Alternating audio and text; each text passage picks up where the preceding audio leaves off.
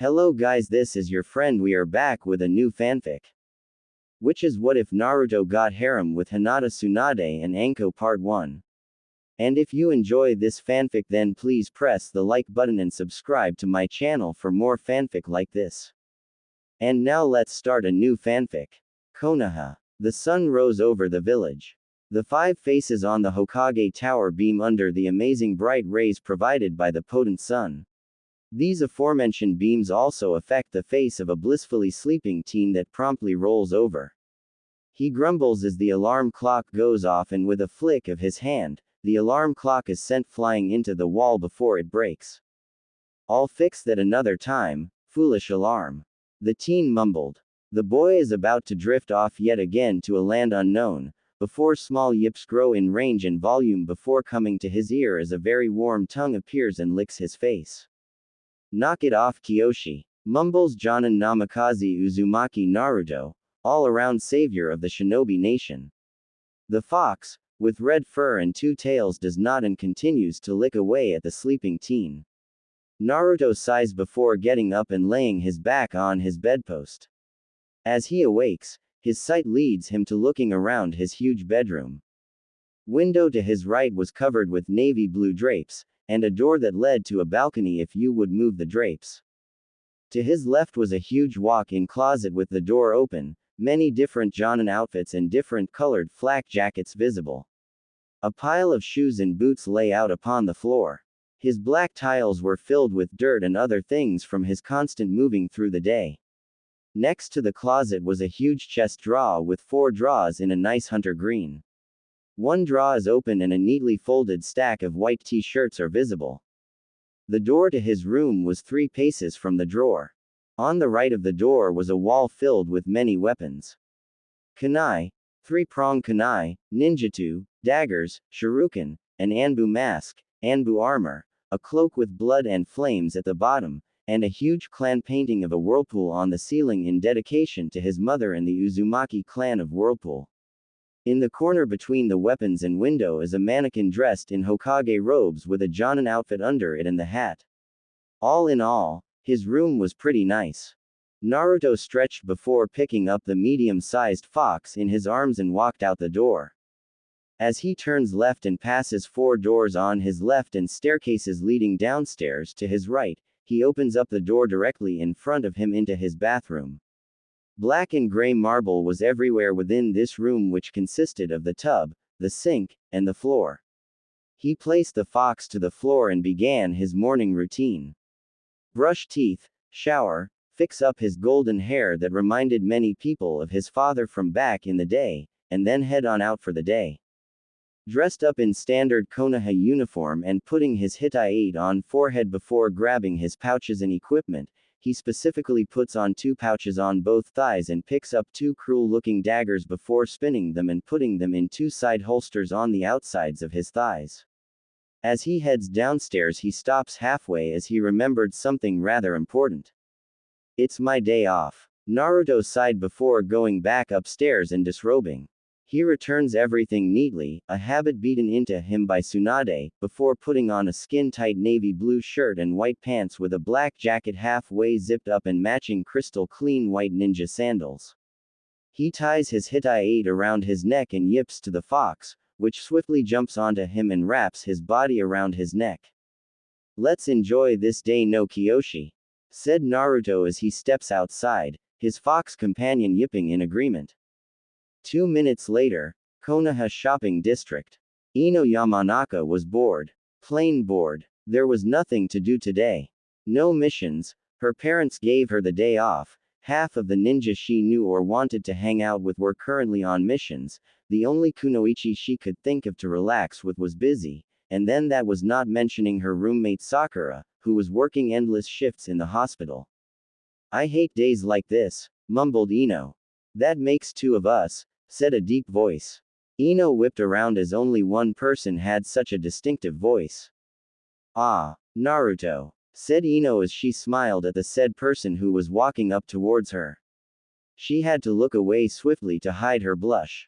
Who knew that Naruto would fill out like this? Dare she say it? After saving Konoha during the pain attack a few years ago, she began to see Naruto in a different light. She just never got the chance to hang out with him. Naruto almost stopped walking once he seen the dangerous smirk on her face, almost. So, Naruto-kun, what are you up to on this fine day? No missions for you, I see. Does that mean you're free? Asked Ino in a semi-interested voice. The way she sounded, Naruto couldn't be so sure she was up to something. Most blondes were. Yeah, free day for me, replied Naruto as he scratched the fox on his neck. His eyebrows rose as he seen Ino sway her hips towards him, causing him to sweat just a little bit. Ino wasn't ugly. She had pale blonde hair that went down to her mid-back. Today she was wearing purple sneakers with the tightest of blue jeans. Her outfit ended with a purple figure was exquisite, testifying to the long hours she spent training her body to be at its peak. Naruto could still see the hidden seal on her back that represented her being a part of Anbu. She was head interrogator, and an excellent one at that. She continued her strut before stopping at his face and invading his privacy, not that he minded. As they were nose to nose, Ino smirked and latched onto his hands. Then we're going shopping. Since you make so much money on those missions you keep talking about, I want some shoes, some dresses, a new purse, and some bathing suits, some. Naruto sighed as he was led to his fate of spending more money. He didn't mind though. It was at least something to do. Besides, how bad could it be? 3 hours later. Are you serious? Yes, I am serious. I refuse, you're crazy. There is no way I am doing that. Oh come on, just take it off. I am not taking it off. You can't make me. Are you sure? Do you really want to test me in making you do something against your will? ARRGGH. This was the scene that people were seeing and trying to stay out of. If anyone knew of these two blondes, it was that they were extremely headstrong and determined to not do anything they didn't want to. As it was though, Naruto was being asked, better yet, forced, to put on a shirt. But not just any shirt. Shirts, in a plural sense. 17 shirts of various shades, colors and styles. In addition to jeans, shorts, slacks, shoes and hats and coats. Naruto just did not want to be bothered with that. He already spent loads of money feeding Ino's shoe addiction. Why did she love so much purple? Purple this, purple that, it was too much.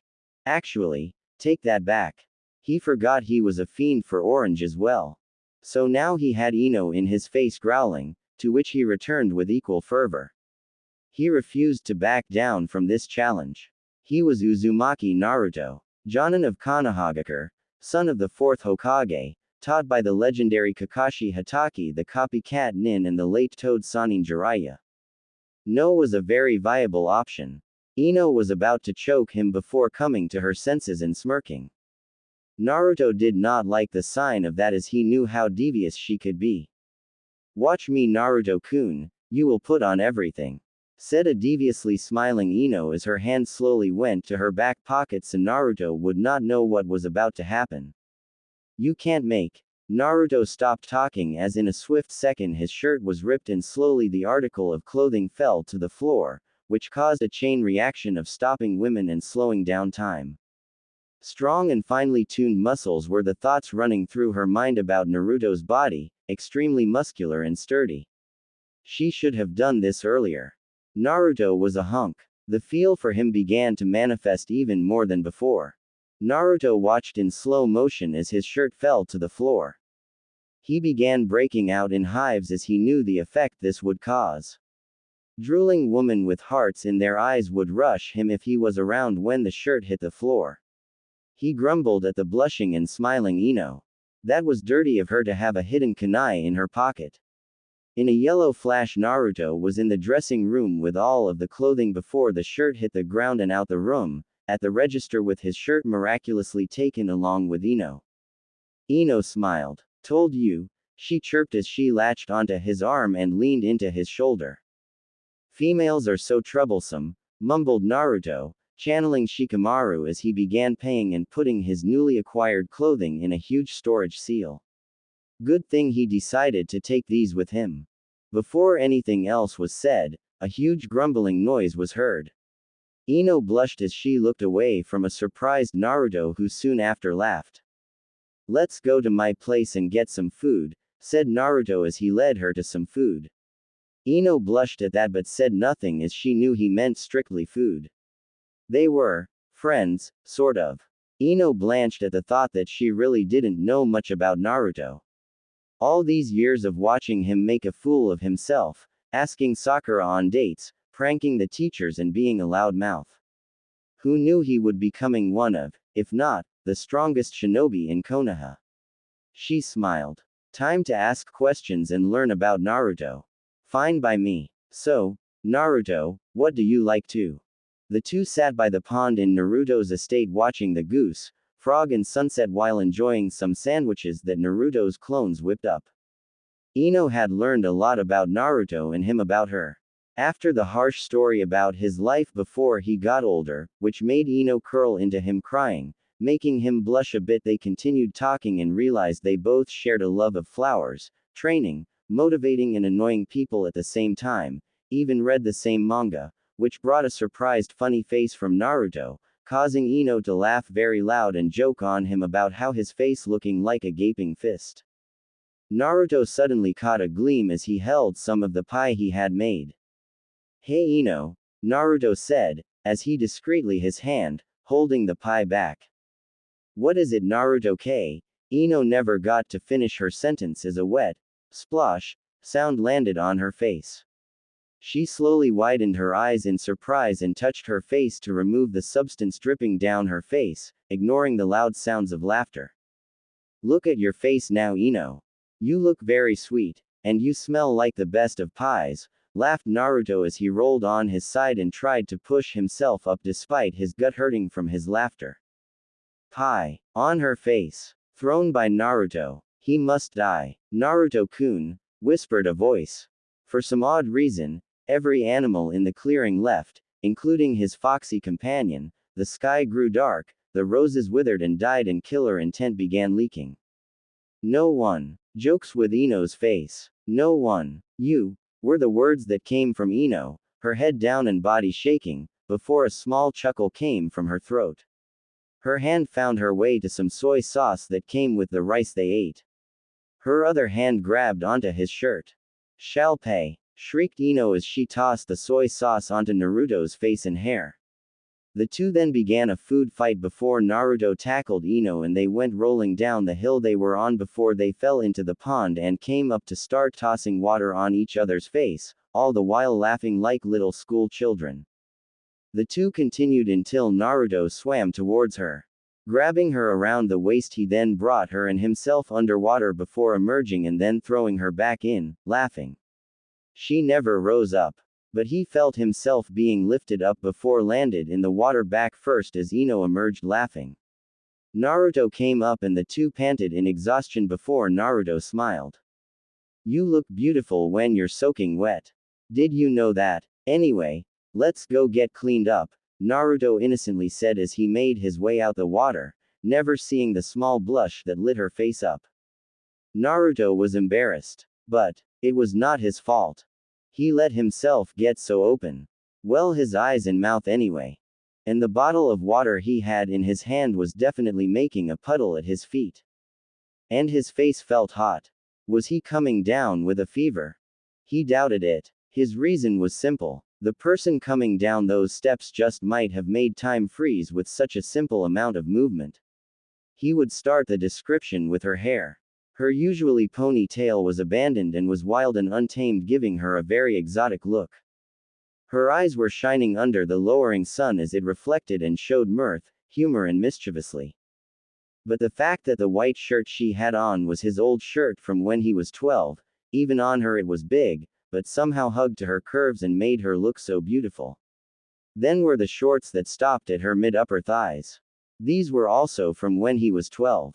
They were a nice shade of green and in his pocket, as he never took it out, was a small gem he had found exploring the forest after a training session. Even in simplicity, Ino looked stunning. At that moment, the one thought that ran through his mind was, Sakura who? They truly did not know what happened, but it did. They had talked the night away. It was now 12 in the morning. Luckily, neither had a mission in the morning. The two sat on Naruto's couch and talked some more about things, about Naruto learning his heritage and learning about family. What kind of jutsu was he learning? What kind of people had Ino had to interrogate, as she was now head of interrogations after being an apprentice under Ibiki. The conversation led into the night before Ino headed to her house. She knew her roommate would ask her questions if she got home any later. Naruto walked Ino home, telling her to keep all she had on and giving her the scroll that held all of her shopping items. As they walked through Konoha, the village was somewhat silent but still bustling with nightly routines and activities as people stumbled out the bar or were heading to the clubs. Ninja needed to have fun, because they could die at any moment. Finally they reached Ino's door. The butterflies in both stomachs were not appreciated. Thank you Naruto. Ino finally said as she turned towards him. Naruto smiled. Anytime. We should do this again. Throwing pie in your face was truly the best prank I have done in years.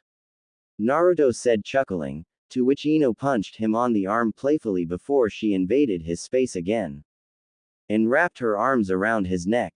His breath hitched and his body automatically felt warm and accepted. We should do this again, Naruto-kun. This is the most fun I've had in months. Ino practically purred into his ear playfully as she released him and headed to her door, pulling her keys out.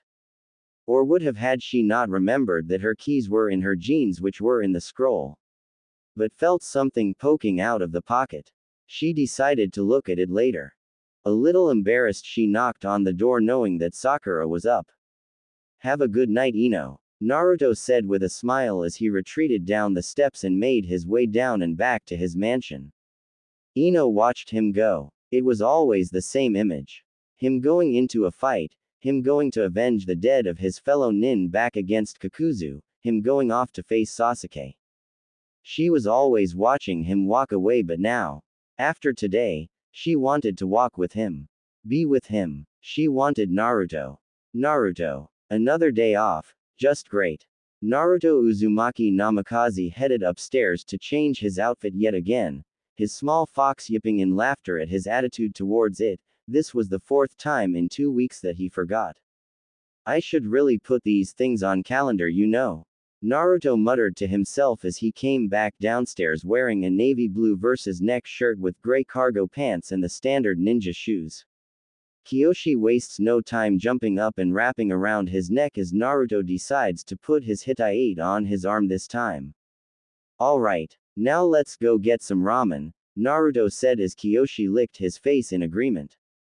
Hokage Tower. Tsunade Senju. Godime Hokage of the Great Konoha. The third and still alive member of the Sannin, powerful strength and incredibly sharp mind, and the best medic nin in the whole of Konoha and possibly the elemental nations. Sake, Gamruto Suki, HMM Grilber, was asleep and mumbling incoherent sentences currently. Yes she was. Leave a message after the slam. Tsunade lifted her head up in a rush as Shizune came in, hiding her giggle. Tsunade-sama, the ambassador for Kumo has arrived. Tsunade rubbed the cold from her eyes as she nodded in approval. Send her in, she replied. She then snapped her fingers and called the Anbu to get the best person she could think of for this mission. Get me Naruto. Ichimaru ramen booth. Naruto smiled as he put his 4th ramen bowl down on the counter and patted his belly before looking down at his foxy companion also finish his bowl on the floor. Sure do pack them tight, don't you, Tsuki-san? Said Naruto as he chuckled. Only the best for my number 1 customer, Tsuki stated with a laugh. Naruto smiled before a voice called him. The same voice from all those years. Dobi. Naruto closed his eyes and paid no attention to the voice. When you start calling me by my given name, that's when I'll acknowledge your presence, Naruto said with a smirk as his best friend, Uchiha Sasuke, sat down at the ramen stand and ordered a miso ramen. I'll think about it, but until then, your name will stay the same, Dobi, Sasuke replied as he picked up his chopsticks and began eating. Naruto sighed before smiling. So how was the mission? Gained another fangirl. Naruto said, causing the Jonin besides him to sigh. After a few years of returning to Konoha, the girls just wouldn't leave him alone. While it wasn't on the same scale as Naruto, which he joked on him about it to no end, it still wasn't far off from the academy days. Shut up, he replied as he continued eating. So when is the wedding? Naruto jested with a straight face. After a few years of playing the scene, Sasuke finally smartened up and got together with Sakura. Naruto wasn't as crushed as he thought he would be, but felt happy that his friend at least told him of his decision. We aren't getting married yet, Yubaka, Sasuke mumbled. Yeah, I know, it's still funny watching her make you carry her bags, buy her products, wait for her at the salon. Naruto laughed as Sasuke tried to stab him with chopsticks. Sasuke stopped and smiled before looking downwards into his bowl. Who knew that rebuilding a clan would be so hard? Takes a lot of patience and politics. But I wouldn't trade it for anything. Naruto smiled and nodded in understanding before a small and unnoticeable twitch occurred on his left eyebrow before he drank a glass of water with a small smirk. Ah, so how can I help you, Anbu-san? Naruto said without looking up before the figure appeared in a blur. The Hokage has requested you in her office, the Anbu stated. Alright, maybe I can go on a mission now. Naruto said with a smile before giving Sasuke a pound, placing his money on the counter and wishing the old man at the counter a goodbye as he scooped up Kiyoshi and used a shunshin to head to the office. Hokage office. So how was your trip? Tsunade asked the ambassador. Pleasant. Cannot complain. No disturbances, just ready to do what needs to be done for my village, replied a female-toned ambassador, her voice clearly sounding a bit bored. Tsunade gave a knowing smirk as she wrapped her fingers together and put them under her chin. Are you sure you're doing this for your village or for yourself? Tsunade said with a smirk. The female said nothing, but the small blush was enough to answer her. She currently wished that something would come and save her from being asked any more questions about her real reason for being there. Luckily, it came. Suddenly both looked up into the window as wind flew in the office, whipping around paper and bringing a huge gust of wind before it suddenly stopped.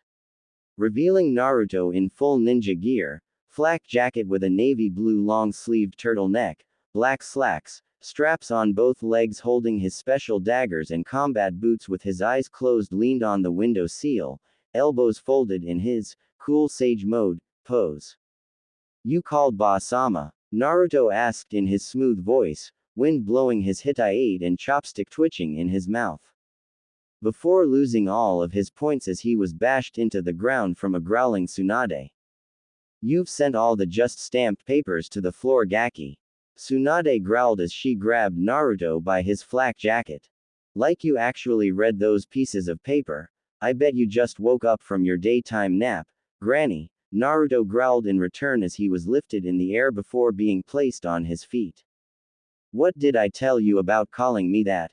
Tsunade said as a knot formed on her face and she bashed her forehead into Naruto's and growled. Not to call you that before your daily glass of milk as you get grumpy. Well, I'm not scared, Grandma. Naruto shouted as he grasped his hands into a fist. Gaki, I'm gonna kill you and revive you to kill you again. Bring it then. I don't mind hitting an elderly lady. Oh yeah. The argument was cut to a sudden halt as the two gazed at the blank-faced sweat-dropping ambassador. Naruto blushed in embarrassment as Kiyoshi was laid in the kunoichi's lap and was currently purring in contentment as the person stroked his fur. The awkwardness was stopped as Tsunade was in her desk in a flash and Naruto was still standing in his standard Jonin outfit. But he remained staring at the familiar kunoichi from Kumo. Pale blonde hair in a bowl-cut style but longer stopping around her shoulders with electric blue eyes. She had on a semi-tight gray shirt, confusing Naruto as he threatened to break through the shirt, short black skirt that stopped at mid-thighs, revealing her slender legs. She had a standard katana on her back with a leather strap and her Kumo Hitai 8 wrapped on her right bicep. Her blank look at Naruto reminded him of the looks Neji, Gaara and Sasuke all seemed to fancy. Naruto's face turned a bit red as he quickly turned away and addressed the Hokage. So what's the mission, Ba-sama? Naruto said as he crossed his arms and got serious, if only to impress the cute Kunoichi. Oh, how he was failing. Your mission is simple. You will be escorting Samui-san here around the village and keep her entertained, said Tsunade with a small smirk as she knew Naruto would come dressed for a full mission. Naruto stared at her before looking at Samui, then back at Tsunade, then back at Samui before face-palming. This is the last time I come dressed in mission garb. Naruto mumbled as he pulled his neck and instantly his ninja garb was torn off his body, revealing his outfit from before. The two Kunoichi looked at him in confusion at this change. Naruto stared in confusion as well. What? I get bored. So I got a nice seal that can put me in ninja gear on my wrist. Anyway, come on Samui-chan, let us paint the town orange. Naruto didn't give her a chance to respond as he grabbed her hand and pulled her into his arms, making her blush a little. With Kyoshi already on his shoulder, he used a wind shunshin to mess up the papers some more, laughter fading with him. I am going to kill him, Minato, your son will be joining you soon.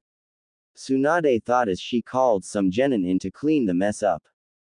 Village. Naruto walked with the blank-faced Samui throughout the village, thinking of what he could do to get her to be entertained while ignoring the looks the female population kept giving him and glaring at the male population for looking at the Kunoichi like a piece of meat. Alright, I got it. I'll take you on a tour of the village. I'm sure you didn't get the chance to look around seeing as how we kind of had an invasion, Naruto said with a smile. Sure thing, Goldie, Samui mumbled in a bored tone as she stretched her back complaining about her back issues. Naruto looked at her with a squinted eye and open mouth, making her smirk. But that was all he was going to get from her. You don't laugh much, do you? Said Naruto suddenly as he leaned into Samui's confused face. What is there to laugh about? If it is funny, I will laugh.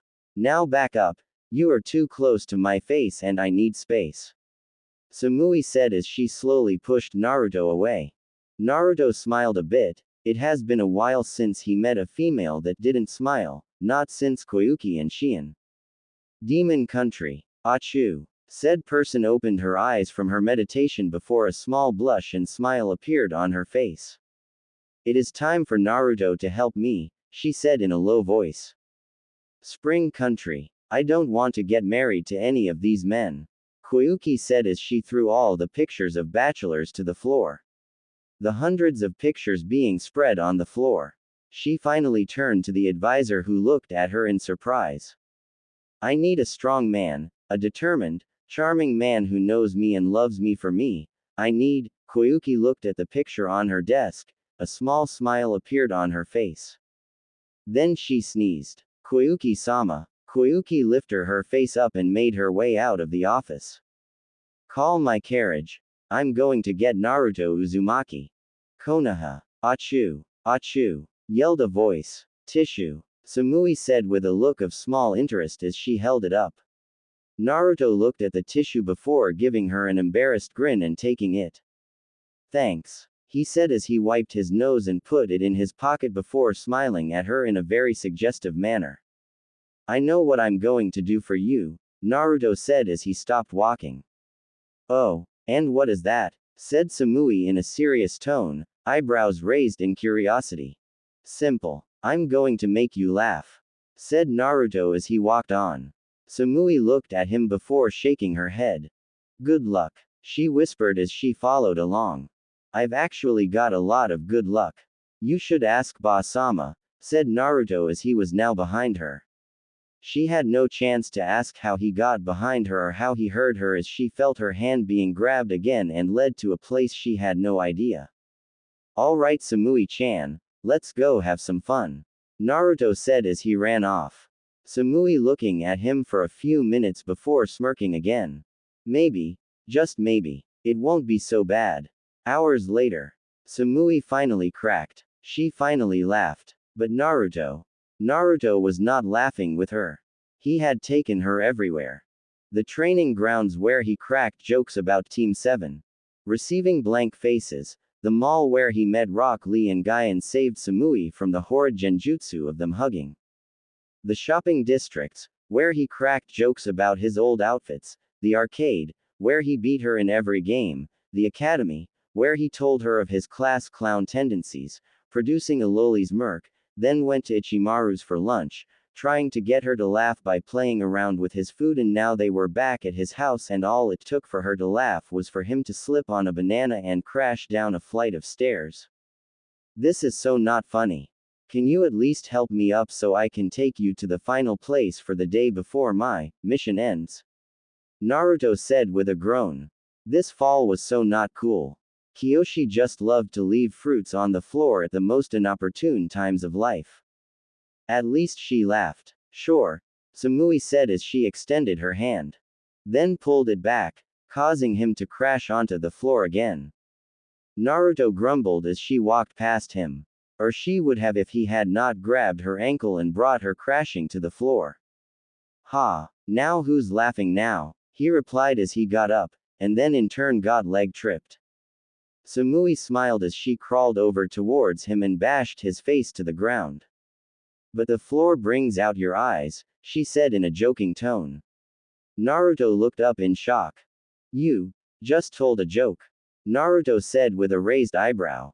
Yes, I did. I can be fun if I want to. I just like to make people work for it, replied Samui as she attempted to get up. Naruto sprang into action as he tackled her down and began wrestling with her. Well, looks like I'll have to work some more, Naruto said with a smile. The two began wrestling before Naruto touched her side, causing her to laugh.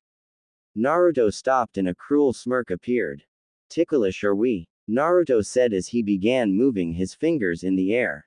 Samui's eyes widened before Naruto plunged his fingers into her sides, causing her to burst into loud laughter. She flipped it on him and the two began laughing some more before Naruto and Samui stopped with Samui on her back and Naruto on top of her. Told you I can get you to laugh, Naruto said as he gazed in her blue eyes. I suppose you were right, Samui said with a smirk. The room turned silent as the other looked deep into the other's eyes, literally sparks flew from the amount of peering the two were doing. Unconsciously, one began to lean into the other, not knowing what was about to happen, but not willing to stop it. The lips felt dry yet urgent to connect, and the passion that began to emerge from simply looking at one another was unbearable. But a loud yip broke the chemistry that was formulating between the two, and just like that the moment was over. It was then that they noticed the position they were in and the two literally flew off of one another.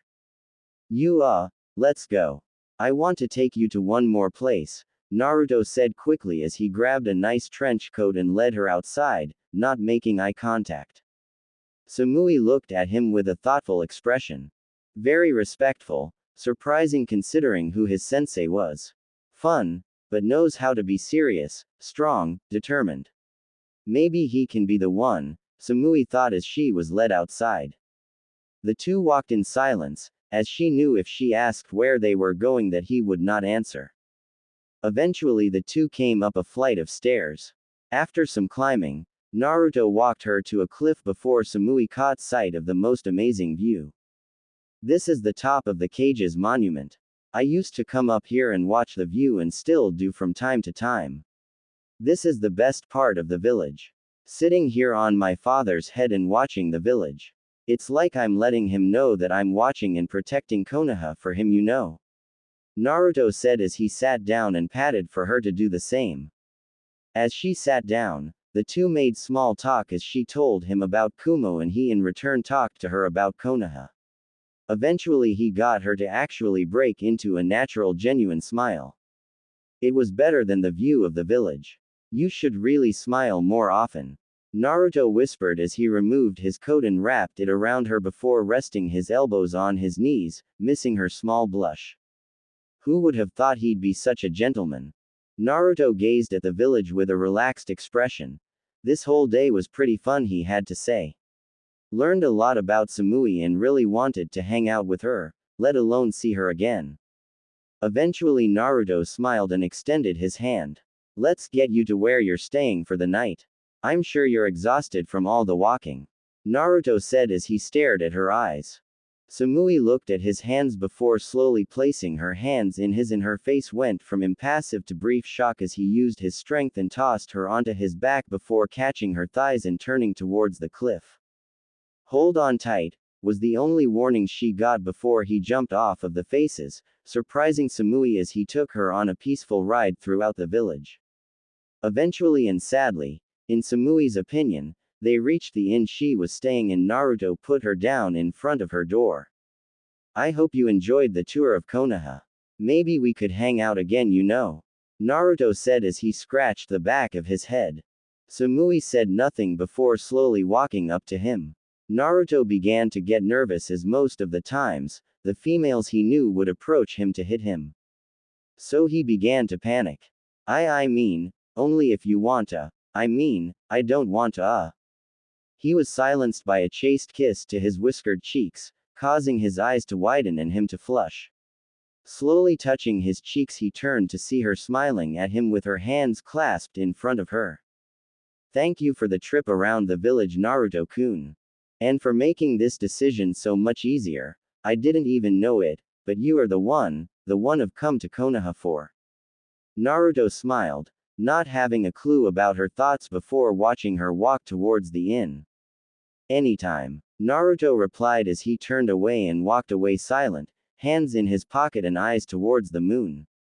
Samui looked at him before remembering his trench coat was still wrapped around her.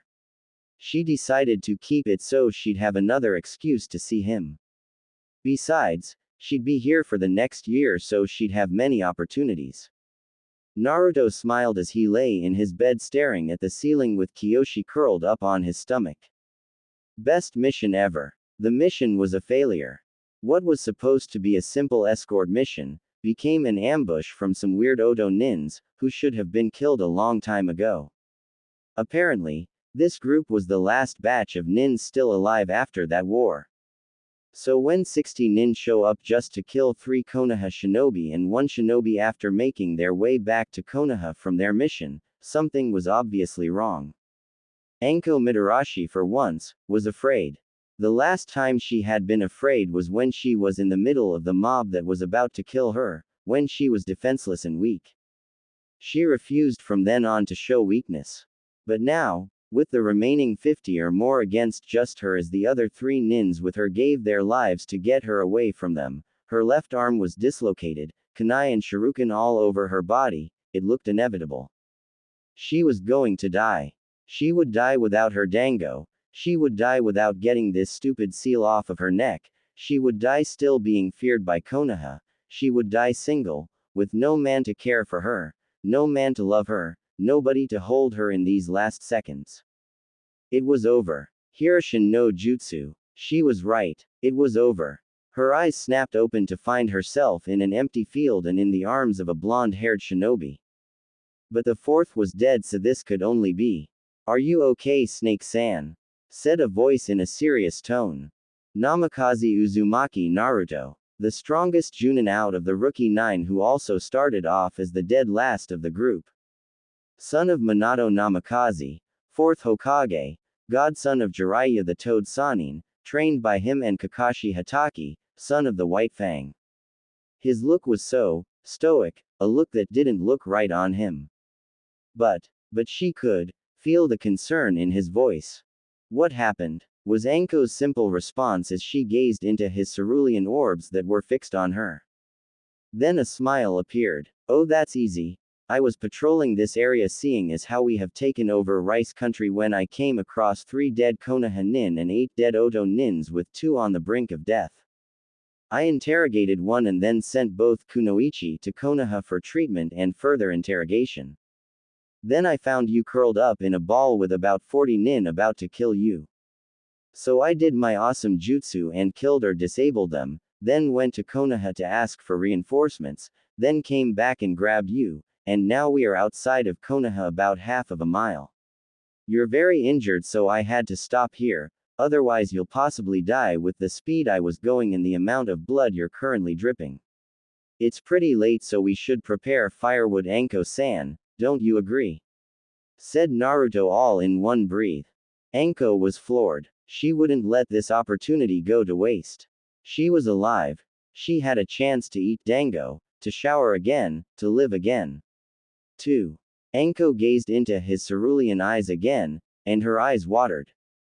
The last time she cried was in the arms of the Sandaime Hokage when he gave her a chance to be a ninja again. When she threw him to the floor and bawled in his Junin flak jacket and felt him rubbing her back and telling her it was okay, she knew two things. She was crying again and she wanted to be held by him. When Anko came to, she found herself warm and comfortable. She looked around to find herself underneath a warm knapsack in a tent with the sound of burning wood. I see you're awake, I hear. How is everything? Said a voice that Anko knew was Naruto. Better, was her simple reply as she slowly crawled out her tent. Or tried to. Pain shook through her body as she gasped in shock. In 2 seconds she felt strong arms hold her shoulders. You're in a lot of pain right now, Anko-san. Moving on your own is not possible right now.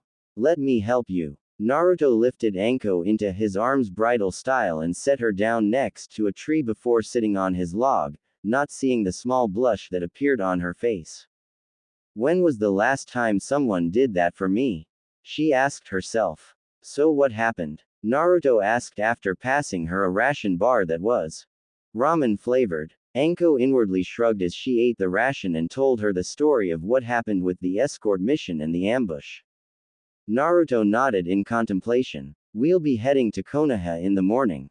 I'll take you to the hospital where they will fully heal you, and then I'll take you to the Hokage's office so you can report the mission. But since you're awake, I was looking at that seal. Naruto raised his eyebrow a bit when he seen her hand unconsciously move towards her neck. To feel nothing. I took it off. I don't know how long you had that on, but it couldn't have been for a good cause. It's a good thing we have the originator of that seal in Konoha, and I happen to have the chemicals needed to release the seal on you, but your seal is gone. Naruto said as he looked into the sky with his hands behind his head, leaning on the tree. Anko was scared. This couldn't be happening. This had to be a dream. Kai. Nothing changed. Could it be that the man she was looking for to care for her, protect her, be there for her, was right here? Was Naruto? Anko slowly tried to crawl over to him as he continued to peer into the sky with his eyes opened. She needed to do this. Naruto was busy looking into the stars trying to figure out what was going on with his life. First Akatsuki was finished. Sasuke was still alive and was made back into a Konoha shinobi, a Junin at that. He was instated as the Namikaze clan heir, and then things took a turn for the worst when Naruto felt a hand grasp his flak jacket. His eyes immediately locked onto Anko, who looked to be straining herself crawling towards him. He froze. He had never seen such a look in her eyes.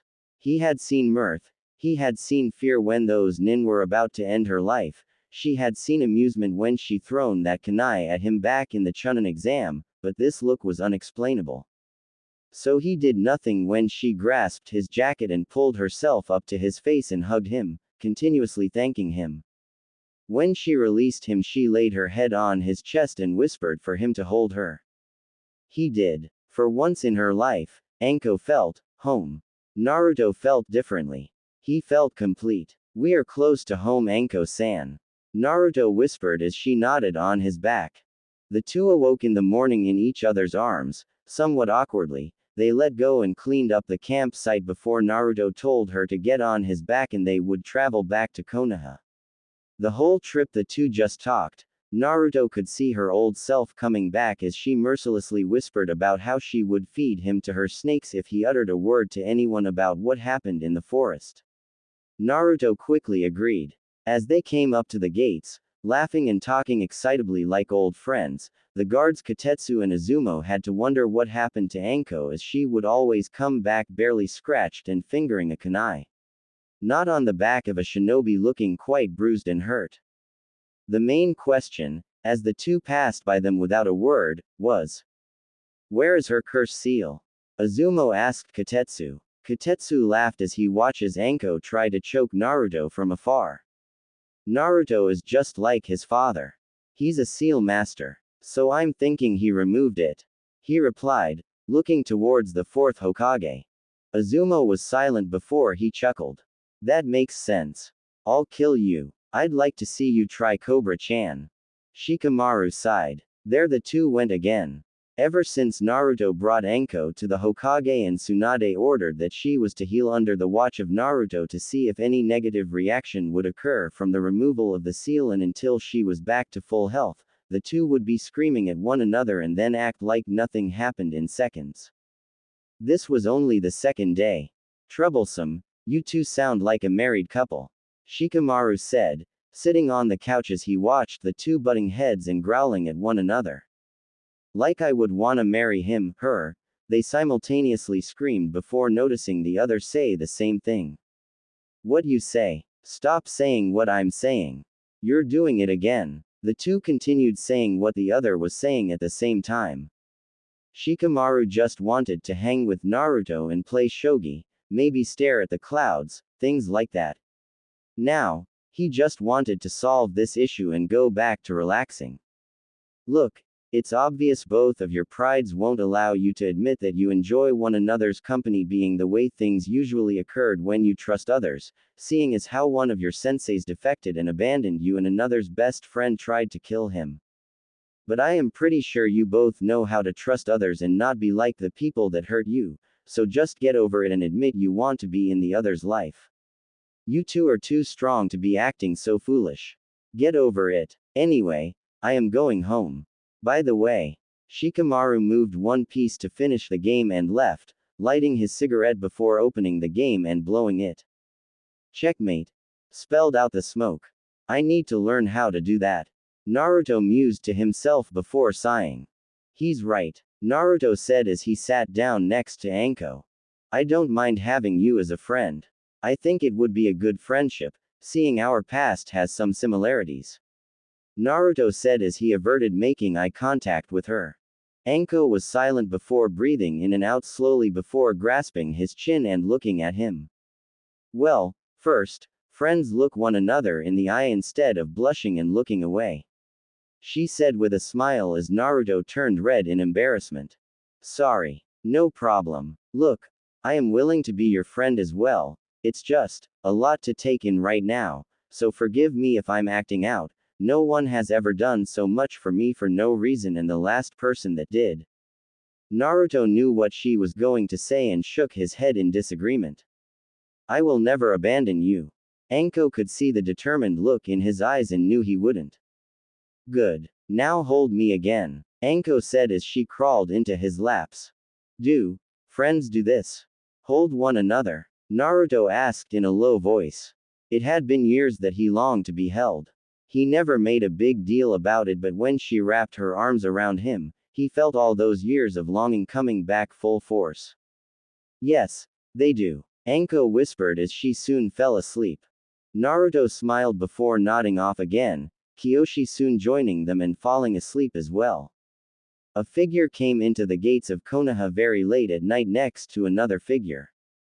Returning from training trip? Asked the late-night ninja as he instantly knew who it was that entered the gate. Yes, I'll be making my way home now, said a female voice as her sensei nodded and shunshed away into small papers. The female figure headed off to her home, all the while holding onto a three-pronged kunai. Naruto-kun. The birds chirped as a new day arose over Namikaze Naruto as he awoke on the couch with Mitarashi Anko on his chest still awake. Not that he minded, who wouldn't want to awake to someone so beautiful? Naruto stared at the ceiling and thought about all that had occurred in the past few weeks. First was the encounter with Ino, then it was taking Samui on a tour of the village, and finally Anko, who now lived with him until she recovered fully from her injuries. Naruto sighed. What is next? Then the doorbell rang. Naruto created a clone by the door and swapped places with it. When he opened the door, an Anbu was awaiting for him. Naruto blinked before sighing. Give me 5 minutes, I'll be at the tower. The Anbu nodded before disappearing. Naruto got showered, brushed and dressed before deciding not to go dressed for a mission. The Anbu didn't say to anyway. Dressing in a plain t-shirt with jeans and some combat boots, Naruto headed out for the tower, Kyoshi wrapped around his neck. Hokage Tower. Tsunade was smiling. She finally had her revenge on the brat. Naruto would finally get what he deserved for that paper incident and then some. It was in the form of the regal figure awaiting the person coming in right about. The door opened and in came Naruto with his eyes closed and his hands holding his fox pet. What is it you want, Ba-chan? Naruto froze on the spot once he saw just who was in the office. Shion-chan, whispered Naruto, shock apparent on his face. He hadn't seen her in years. And she looked stunning. She had on a simple white dress that went down to her ankles with red, yellow and blue flowers at the bottom. In her hand looked to be a scroll and by her feet was an arrangement of suitcases and the like. Naruto smiled finally and opened his arms as she ran into his arms, blushing as he picked her up and spun her around. How have you been? Asked Naruto. He couldn't wait to share his stories and hear her stories in return. Shion is on vacation for the time being as she is taking a leave for personal reasons. As such, she requested stay in your residence seeing as how she knows you and you have much space in your complex, said Tsunade. Knowing he wouldn't remember about Anko staying or that he didn't know about the coming person either. Ah, Minato, Kushina, Jiraiya, Sarutobi, I hope you're watching. Of course she can stay with me, said Naruto with a grin, hands still holding onto Shion, who was still blushing but had a content look on her face. A few shadow clones appeared seal-less and began picking up the bags. So, how would you like to take a walk around the village before we go to the house? We could talk then, said Naruto. I would like that, Shion said with a smile. Great. Then we're off. See you later, Ba-chan, said Naruto as he left the room with a still red in the face Shion. I hope you haven't forgotten what I asked you for, Naruto-kun.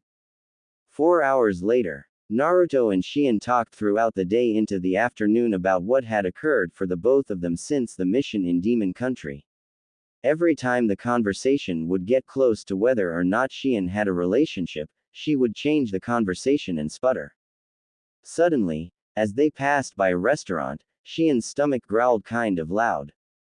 Come, I'll take you to my favorite spot to eat, said Naruto with a smile as he led her to Ichiraku's ramen shop.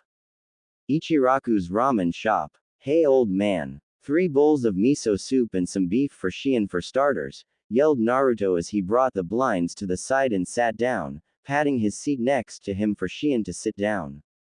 Oh, and who is this? Girlfriend of yours? Asked Chuki as he brought the steaming bowl down in front of Naruto and Shion. Naruto blushed a bit and scratched the back of his head. Hee as if someone as beautiful as Shion Heim would want to go out with me, said Naruto with a chuckle. Shion smiled. You never know Naruto, I just might take you up on that offer of being your girlfriend, Shion laughed as Naruto choked on his ramen in shock.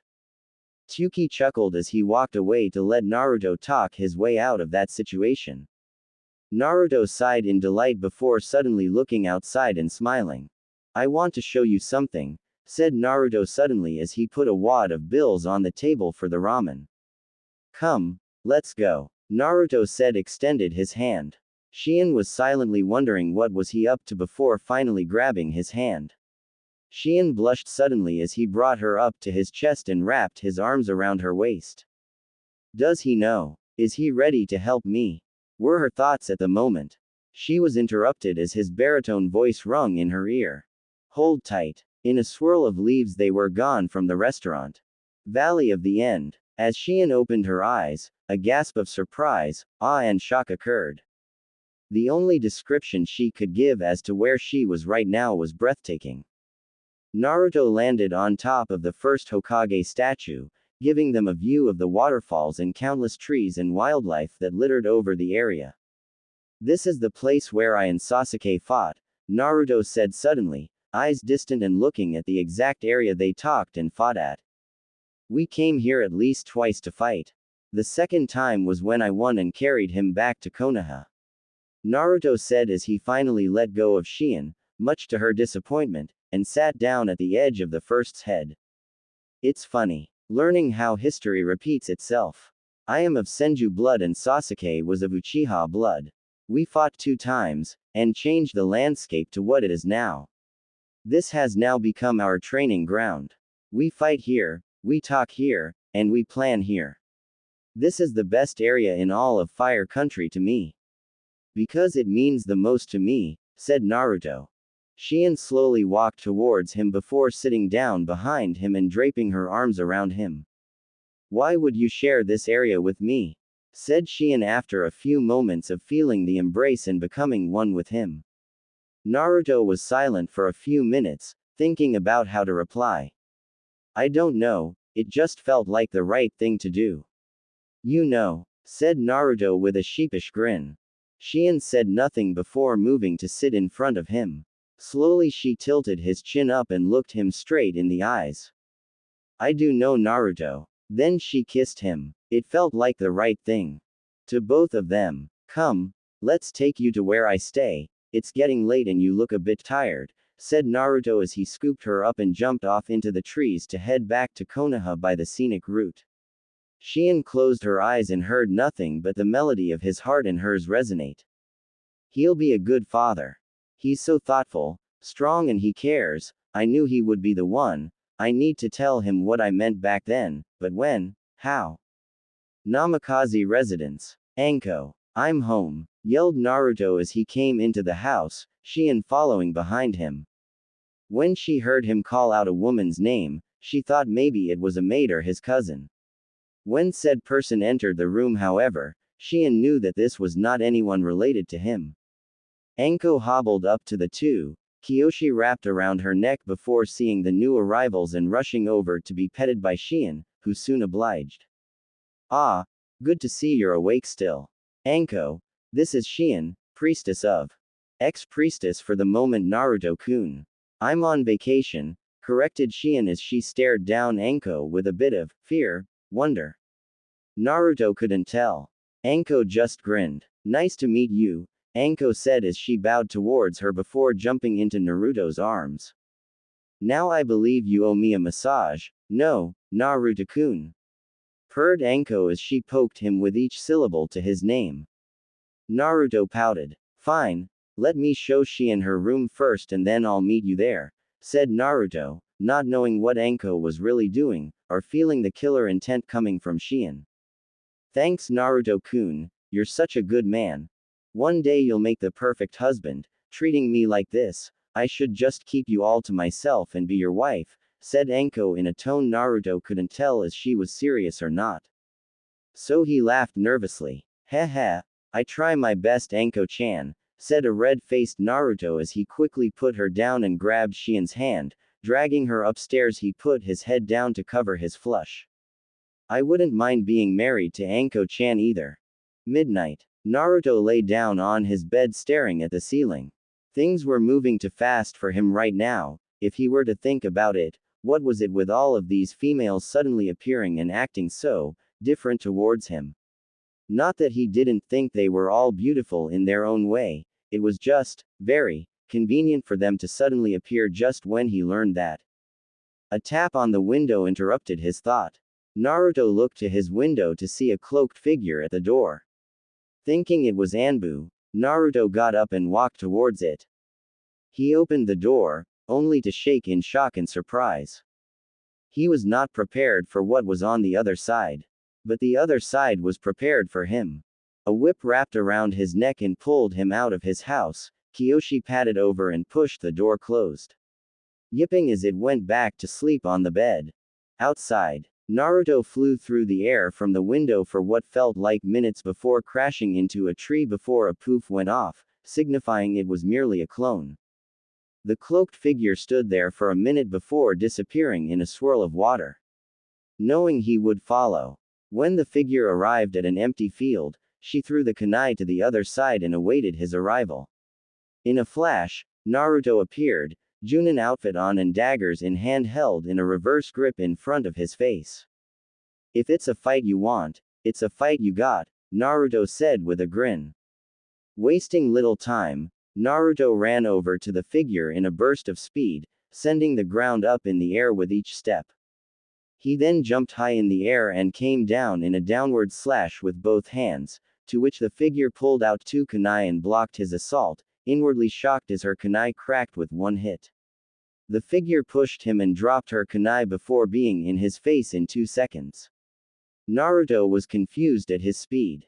Then a palm thrust hit him dead in his chest, sending him flying into a tree. Before he could recover, the figure was again in front of him.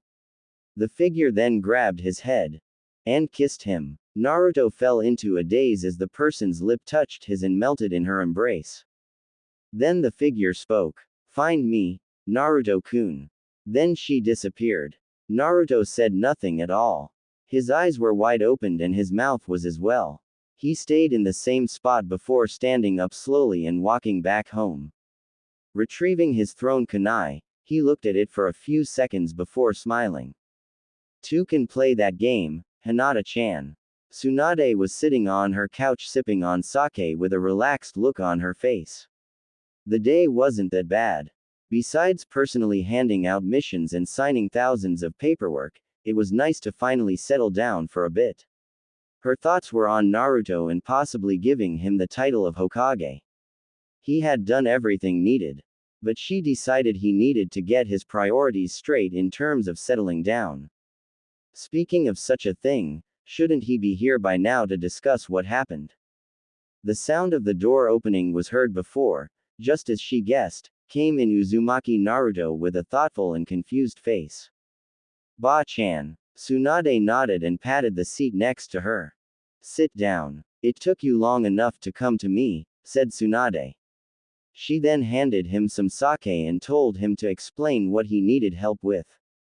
Naruto told her everything. From the hug from Ino, to the kisses from the other girls, to the feeling of waking up with Anko sleeping next to him and finally finishing with Hinata's sudden appearance. Tsunade was silent before smirking. "What is there to be confused about?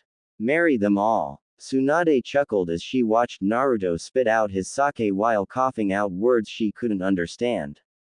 "Ba-chan, this isn't a joke, I'm dealing with emotions here, how do I get through with this? What if they ask me to decide between them?" asked Naruto as he stared at his cup. She sighed before getting serious. "Naruto, you're a grown man now, you can only get older. Time is short. I think, if you get to know them furthermore, you'll find the one for you. Hang out with them equally, take them out on dates, that way, you can figure out which one strikes your fancy," said Tsunade as she patted his head like a mother would a child. Naruto smiled before putting the sake down and leaning onto Tsunade's lap as she ran her fingers through her head. This became a normal routine after a while. Naruto would drop by and Tsunade would answer any question he had. Only when they were in the company of one another would they act like a real family. After a while Naruto spoke again. "So, I'm thinking of a way to properly greet Hinata, seeing as she really did surprise me tonight," said Naruto as he spoke in low tones, feeling comforted by his adopted grandmother. "Do you now mind sharing how you plan on doing that?" said Tsunade with a smirk. Throughout the night Naruto gave some ideas and Tsunade either approved or would slap him on the head for coming up with such a foolish idea. Up until the sunrise the two talked and relaxed. Something ninja don't do often, but family did whenever they got the chance to. Hinata woke up to smell the sweetest smell in her entire life. It smelled like cinnamon rolls. Hinata snuggled into her bed before realizing one thing. She didn't eat cinnamon buns, hadn't eaten it in a year ever since she left for her special training program with Konan-sensei. She suddenly sprung out of bed to find an assortment of cinnamon rolls displayed over her dresser in a box with a note on it. As she picked up the note, she suddenly smiled. "Dear Hinata, by picking up this picture, you have begun the Hinata challenge.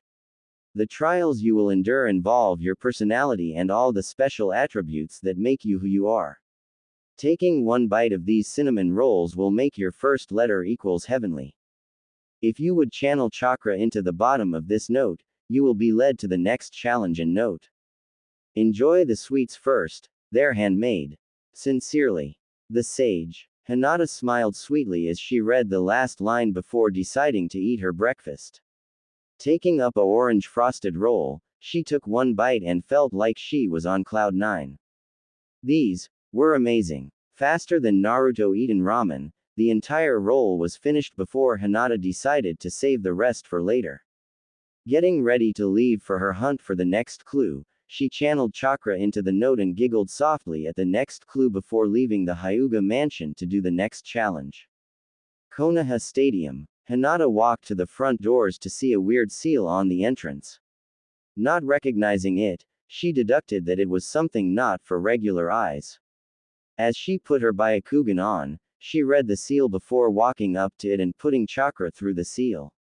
The doors opened with a click and Hinata opened the door to find 100 smiling Narutos in different outfits, styles and sizes. Hinata marveled at the sight and if she was herself 4 years ago, would have fainted already. But after confessing her love to him, this was just a walk in the park.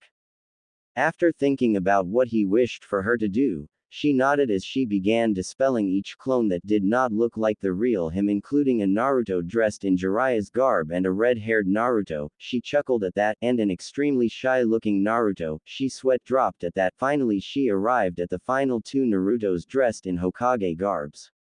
After staring at them with her Byakugan, she finally noticed the one difference.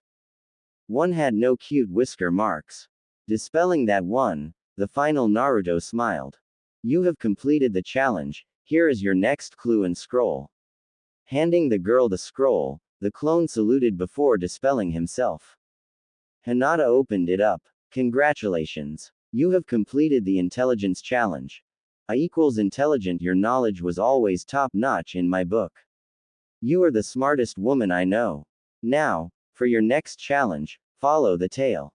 The sage. Hinata looked around before seeing a waving tail at the end of the entrance. Walking towards it, she watched as the tail waved before walking off. Hinata followed at a slow pace before speeding up as the tail started turning corners faster. After running through the bathhouses, Hokage Monument and past her own home, she found the tail waving inside of Ichiraku's. Hinata walked in to find a yipping Kyoshi licking ramen with a Yame next to him. Hinata, the next letter that makes your name is N. Nurturer. Your usage of healing ointments and carefulness with nourishing plant life proves to me that you care for all things in a very delicate manner. As such, I put my trust in you by leaving you to take care of Kyoshi here. Nourish him, train him, feed him, teach him, because this quality is one I have learned how to do from you, so why not let the teacher show the student how it's done? The sage. Hinata smiled before taking Kyoshi for a walk after he finished his ramen. Academy. After taking Kyoshi back to the manor, letting Hanabi rub its belly, feeding him some fine cuisine and giving him a bath, Hinata let Kyoshi lead her to the academy and into the classroom of Iruka. Hinata-san. Right on time, I've been given this note to give to you, said Iruka with a knowing smile as he handed her the next clue. Hinata, your next challenge is to be aspiring. How do you do that, you ask? Simple. Everyone wants to be like their sensei. In some aspects anyway. As such, your challenge is to teach the kunoichi how to be the best that they can be. We wouldn't want another Sakura Ino accident now, would we? The sage. Hinata chuckled as she awaited her next assignment. The room filled with the students returning from playing outside. As they filled in their seats, many of the young students either looked at the Hyuga with the fox or some just ran up and petted the fox before Iruka got the classroom to finally settle down. Alright class, today we are in for a special treat. The kunoichi will be getting a lesson from the next heir to the Hyuga clan herself, said Iruka, the females gasping in awe and amazement. Everyone knew of the valiant effort Hinata had put up to defend Naruto and Konoha during the Pain invasion. With that being said, the boys will be going outside to get some lecturing about the history of Konoha today, said Iruka, the males of the class groaning, some wanting to hear the discussion. Slowly but surely, the class was left with the young women and Hinata, who breathed in and out to calm herself down. Well, being a kunoichi requires. Hinata closed her eyes as she remembered her times with her team and the missions and friendship to family feeling. It requires a lot of important bonding with your teammates in addition to being strong enough to defend both yourself and your teammate. To be a kunoichi of Konoha means that you fight not only for your village, but you're out there facing the evils of the world. You find that you will fight your hardest protecting whatever you held dear to you. If you hold Konoha dear to you, you'll fight for Konoha. If you hold your teammates dear, you'll fight your hardest. Did you mean it when you said you love me? I did, and if I had to do it again, I would. Because it's true. Hinata, I have to go. Naruto, I need to be stronger. Don't wait for me. As long as you're happy, Naruto-kun, that's all that matters. Hinata, goodbye Naruto-kun, my love. If you love something, you'll die for it. Being a kunoichi to me, meaning you will fight for what you believe, for what you love, with determination. Never give up. That has become my ninja code, and as a kunoichi of Konoha, Hinata finally opened her eyes to see the room in awe and silent. Eyes filled with admiration, just like her eyes, whenever she looked at Naruto. I will do my best to be the strongest I can be in order to make sure nothing happens to Konoha, Hinata finished. In the corner of her eye, she had seen a yellow flash just leave the area. She smiled. Any questions? After answering all the questions and hopefully giving the class a new perspective on being a ninja, Hinata got a note from one of the students who said it was just laying there on the table with her name on it. Reading the note, she made her way to the sacred battleground for her next challenge. Sacred battleground. This area was the part of Konoha that was not fixed but left to pay homage to all the ninja that fought for Konoha, Naruto in particular. In the middle of the huge field was another stone showing the ninjas that died fighting off pain and a huge statue with Naruto standing on top of the toads he came in with. Kiyoshi laid down by the statue so that Hinata can face the challenge on her own. Are you ready for the next challenge, Hinata-chan? He asked. As she nodded, Naruto flashed through hand seals. Genjutsu. Infinite darkness jutsu. All light left the area and Hinata was unable to see a thing. All she heard was a voice. That sounded just like pain. Do you fear the unknown? He asked. Do you fear what you cannot see? How do you expect to live without knowing what tomorrow may bring? Why do you try? Who do you live for? Another voice spoke, then another, until 6 voices began asking questions in rapid succession before they all spoke as one. What is love? They repeated this question. Hinata knew they wanted an answer. She breathed in before answering. Love is to be fearless. It is to jump into the unknown knowing you could die fighting. It is throwing away all nervousness and reason to do what's right. It's showing you care. You become stronger when you love someone. What do you love? Hinata smiled. I love those who never give up, who continue to fight through anything. Those who smile in the face of danger. I love my family, I love my teammates, I love my sensei, I love Konoha, and Hinata giggled as she realized what T stood for. The truth is I've loved Naruto since we were younger, always have always will. The voice was silent before the darkness faded away. You pass. The area cleared away to reveal a note hanging on the Naruto statue. Hinata picked it up and sighed in relief. She had to go change her clothing for this challenge. Konoha Park, 8:00 p.m. Hinata arrived at the gate of the park to find it closed.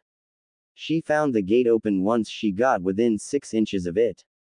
Hinata had changed her outfit into a purple dress that went to her mid-thigh. She came with some of the rolls she had gotten this morning as well as some more food that she had cooked herself. When she got into the middle of the park, she gasped. There were candles set up in a circle with a table in the middle. On it was 2 cups and 2 plates with a lavender tablecloth underneath. Sitting to the left of the table was Kiyoshi. But it was the man standing behind her suddenly that had her attention. Strong arms wrapped around her and a deep voice whispered in her ear. Welcome back, Hinata-chan. Hinata fell into his arms and felt comfort. Naruto released her after a few minutes and guided her by hand to the table where she sat down. The two made small talk before Hinata sighed and smiled at Naruto. What is the real reason for all of this, Naruto-kun? She asked suddenly. Naruto too sighed. It took her long enough to ask. Because I remember what you told me before fighting pain, Naruto said. Hinata was silent, but if one were to look, you would see that her palm became sweaty and her hand was shaking. She had tried to forget about that confession. As such, she'd taken to trying to avoid being alone with Naruto whenever he was around. No matter how much he would try to talk to her, she would disappear. When the apprentice training trip with Konan came along, Hinata jumped at the opportunity to get away from Naruto so that things can calm down and she would come back confident and ready to talk to Naruto about what she said to him all that time ago. But, as she peered into his blue eyes, she felt her years of training slowly falling apart. She was scared, she was worried. What would he say? Why did he affect her so? What was it about him that made her so nervous and scared? She jumped a bit as she felt her hand being grabbed by Naruto. I understand now why you were acting the way you were, Hinata, Naruto said with a comforting smile. Hinata remained staring at him, her eyes unblinking and hanging on to every word. You were afraid of what I would say, that I would deny your love and that hurt you more than anything else on earth, so you figured, if you could avoid me, you wouldn't have to hear it. You could hold on to your proclamation without hearing my response. Naruto slowly rose out of his seat with his hand in Hinata's hand. The quick excuses to leave whenever I came into a room, the constant missions you would go on whenever I was on a mission myself, the training trip for 2 years in AIM, do you think I didn't notice you were avoiding me? Naruto said, his eyes looking a bit hurt but also determined. Hinata felt a part of her die. She didn't mean to hurt Naruto in any way, shape or form. She didn't know that avoiding him like that was hurting him. How could she have been so stupid? Naruto suddenly smiled. Do you know what the last letter stands for, Hinata? He said softly, slowly pulling her out of her seat. Hinata shook her head slowly, a bit surprised at the gesture of him wrapping his arms around her waist.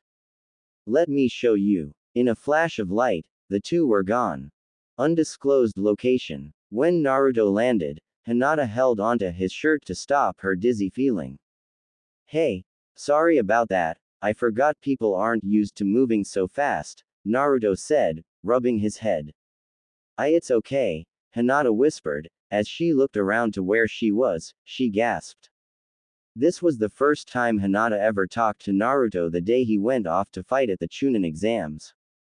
Except there was a dazzling array of floating candles and, was that a violin? Amazing, Hinata whispered. Naruto chuckled. How do you know the last letter? Naruto said softly before leading her into the middle. There he held her right hand and bowed. May I have this dance? Hinata nodded and giggled at his antics. As they danced under the moonlight with the sound of violins, Naruto finished his thoughts and finally spoke. Hinata, this is the place where I told you I thought you were weird, but also the place where I told you I liked people like you. It's taken me a couple years, but I now realize the truth. Naruto moved his head to look her directly in her eyes. I've spent these past 2 years searching within myself for the answer and right response to your declaration, and it's simple. Naruto smiled. I've come to love you, Hinata. I've missed you in my life for the past 2 years. This hunt was done just for you, because I've been saving the moment to do so for these past 2 years. Everything has to do with a part of you that I'm in love with, Naruto said. Your H stands for heavenly. Naruto pulled away from her and kissed her right hand. Your I stands for intelligent. Naruto kissed her forehead, getting a blush out of her. Your N stands for nurturer. Kiss to her left hand. Your A stands for aspiring. Kiss to her neck, another blush. Your T stands for truthful. Kiss to her cheek. Naruto blushed himself for the final one. But the A, Naruto slowly leaned in before kissing her on the lips. The background burst into fireworks as the floating candles turned into bursting light that faded away soon after. Hinata was in an amazing amount of serenity and peace, her body shook and she was trying not to black out like she was so accustomed to doing. Naruto finally pulled away from her lips, breathing slightly hard, just as she was. Suddenly, he smiled. Amazing. Naruto smiled before relishing in her touch, but he soon frowned. The decision he had made concerning Hinata might change things, he just hoped that she wouldn't change just because of what he had to say. Hinata, I have something to tell you, something that has come up in the time you've been gone. Hinata knew that it was serious judging by his tone, but at the moment, nothing could bring her down from the high she was feeling right now. Tsunade smiled at the sight of Naruto and Hinata hugging and talking. It took him long enough to smarten up. He had finally confessed how he felt, but how would she take the situation he was in? Tsunade just shook her head. It would only get worse as things kept coming up. Like the specific Nin requested for the mission she received this morning. Poor Naruto, said Shizune with a worried expression on her face. Tsunade smirked. If he's anything like his past sensei, it's more like lucky Naruto, said Tsunade as she played with the scroll with the kanji for snow on the top of it. Naruto dodged the kunai thrown at him absent-mindedly as he thought back to the night he had with Hinata, and her reply to what he had told her concerning his current predicament. Was that even possible? Did she truly feel that way? If she did not, she really knew how to hide her feelings well. Which is expected of a Hyuga clan member. Absent-mindedly dodging the strikes from the assailant, Naruto also thought about the random early morning call he had received from Tsunade about 2 missions he had to do all wrapped in one. Apparently, Tamari Subaku was in town and he was assigned to escort her to Suna before heading out to Spring Country to give a document to the princess while escorting her back to Konoha too. Naruto can look in the mirror and tell himself that he was dense. But this entire mission seemed a bit far-fetched to him. First of all, Tamari has been going back and forth between Suna and Konoha for years now. What's the sense of keeping her company on the way there all of a sudden? Secondly, couldn't a Konoha Express Falcon deliver what he had and the princess be escorted by her own guards? Unless, of course, they specifically asked for him, that would be weird. But Naruto didn't care much. All he knew was he had to meet Tamari in 6 hours at the Konoha gates to begin heading to Suna then Spring Country, and he really had no time to bother playing with this person that had been attacking him for the past 2 minutes. Ducking under a jab, Naruto grabbed the person's arm before moving into their personal space, back to their right side, before Naruto pulled the arm down, lifting the person in the air and crashing down onto the floor. Putting his legs to the other side of the person's face, Naruto secured his hold and had the person in an armbar lock, causing the person to tap his leg in pain. Letting go of the arm, Naruto rolled back up to his feet and grabbed Konohamaru up before ruffling his head. You'll have to do way better than that in order to defeat me, said Naruto with a grin as he dusted himself off and turned around to head back to the village. Konohamaru sighed as he walked alongside Naruto throughout the village. This wasn't the first time Konohamaru attacked him randomly and definitely would not be the last. Villagers seen it as a normal occurrence, so they did not bother with disturbing the antics of the last Sarutobi. So how was your mission?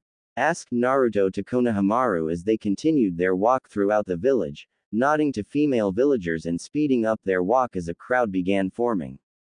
It was pretty easy. Simple delivery to Kiri. Nothing too special. Wish there was some action, but that's been lacking a lot often as of late, replied Konohamaru as he sped up his walk as a bunch of females were right behind him and Naruto and were whispering. I suppose that's. Naruto trailed off as he looked behind him and found a bunch of females looking right at him and Konohamaru. How did? Asked Naruto to Konohamaru, only to see the little brat running away from the scene screaming something that sounded like, "May the will of fire be with you, my brother." Naruto's sweat dropped before smiling. Ladies. 15 minutes later, after getting glomped from all angles, Cage Bunshin replacements, Shunshin and a Hiraishin seal on his door.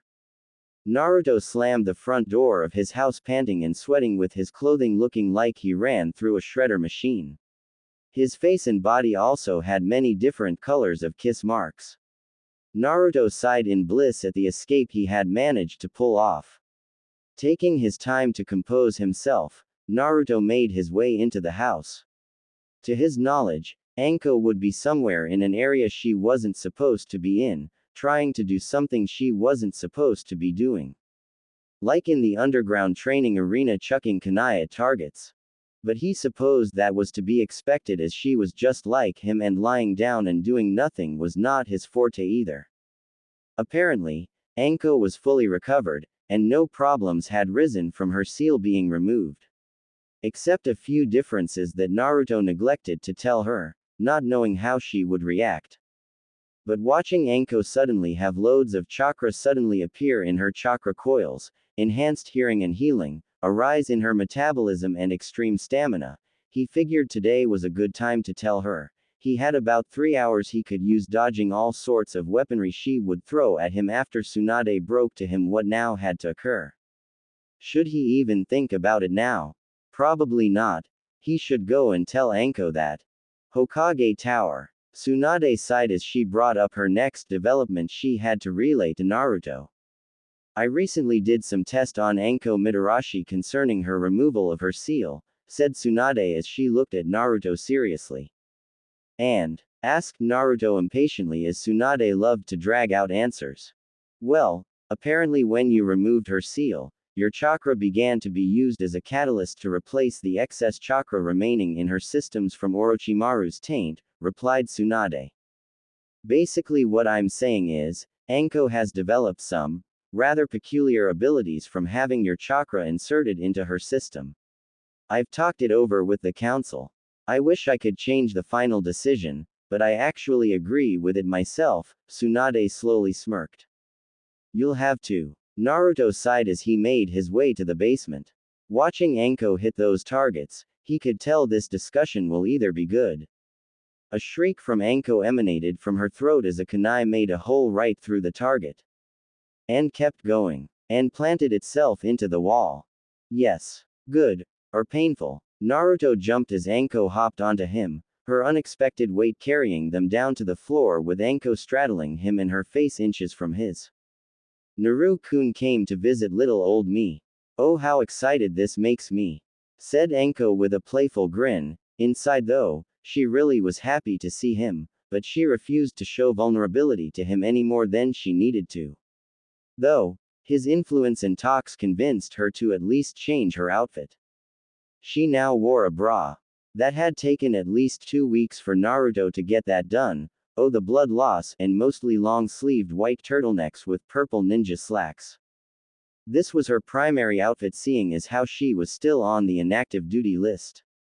Though with the way she was feeling, she was sure she would be on there for a little while. She did not know how to tell Naruto, or anyone, but lately she had begun throwing up in the mornings and missed a very vital part of her femininity, which made her feel a bit anxious and nervous, scared and unsure of herself. Lately she had begun feeling moody towards anything moving, and it had brought her to getting a check-up by Tsunade herself. She really did not know how to tell the news she had received to Naruto. But seeing as how Shion was out shopping for a bit, Anko felt that this was the best time to let him know of her discovery. Hey, Naruto Anko, I think They both stopped suddenly as they realized they both had something to say. You first, Naruto said. Anko closed her eyes and sighed before pulling herself off of Naruto, but still sat on him, curling up on his lap as Naruto leaned his body up to accommodate her weight, which made Naruto ecstatic as he was beginning to feel a bit excited at her being there with her legs around him. His eyes glazed a bit at a sudden memory before focusing on the current situation. Naruto, I've begun to feel different. Anko said silently, trying to find words to explain what she had to say to him. I've been throwing up in the mornings and my body has begun to feel really weird. I feel stronger and my chakra has seemed to get stronger.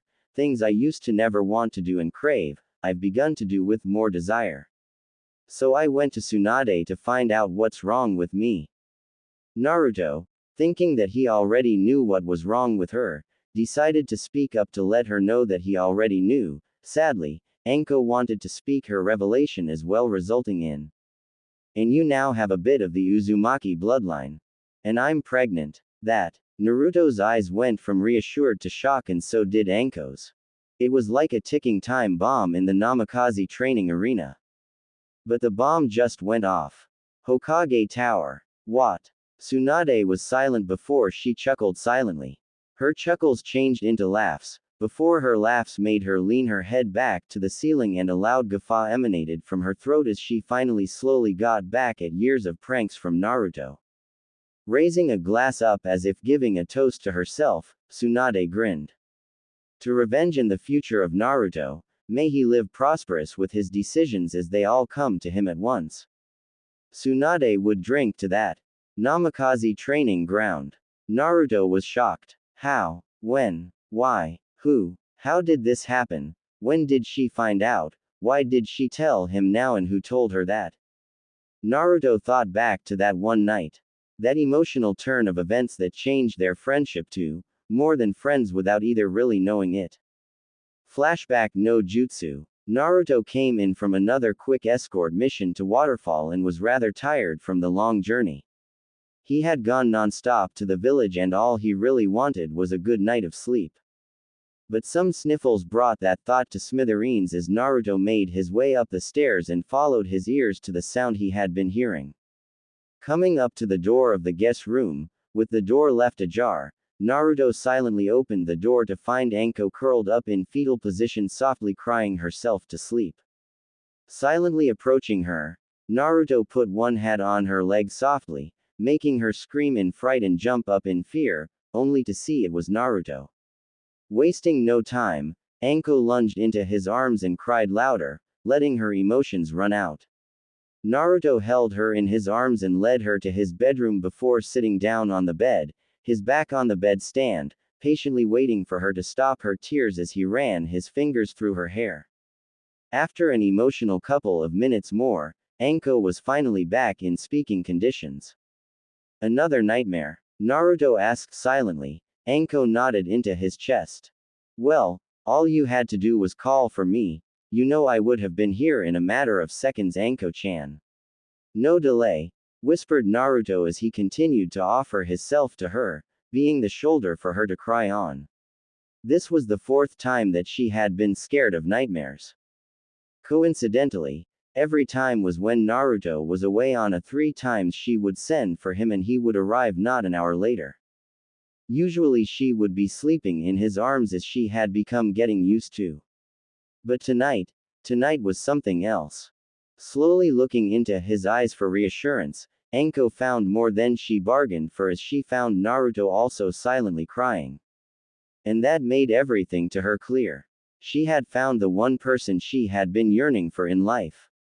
Someone willing to be there for her, care for her, love and cry for her. She refused to not let her feelings be shown. She let all her fear fade away.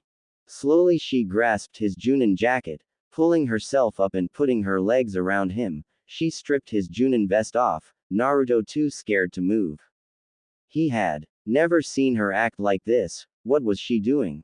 Anko tossed his flak jacket aside and then removed his undershirt, a navy blue turtleneck. Looking him into his eyes, Anko wanted to convey her feelings with words, but decided that actions would be better. Softly she kissed his lips, and electricity ran through the duo's spine. It felt right. Naruto let his hands drop to the sides of the bed as the kiss deepened into more, his desires and hidden feelings for her slowly beginning to leak out slowly. Unknown to both, Kyoshi closed the door with his tail, yipping in approval. Naruto placed his hands on her back before kissing her forwardly, making her fall on the bed with her arms locked behind his neck. Removing her shirt between kisses, Naruto breathed before taking it up another level. They lost themselves in a night of passion, desire, lust and fiery emotions as they tossed and turned into the night, pleasuring one another with actions they both did not think they had in them. They made love into the morning. just to fall into it again by night. That was the night their friendships began to relate. Naruto suddenly knew what occurred and smiled at Anko, who thought he would lash out against her and the baby. Well, I suppose the only question I have is, do you want the child to sign the snake contract or the toad contract? Said Naruto softly as he pecked her forehead. Anko smiled and closed her eyes as tears leaked down her eyes. You brat. You crazy snake woman. Anko grinned evilly as she sniffled.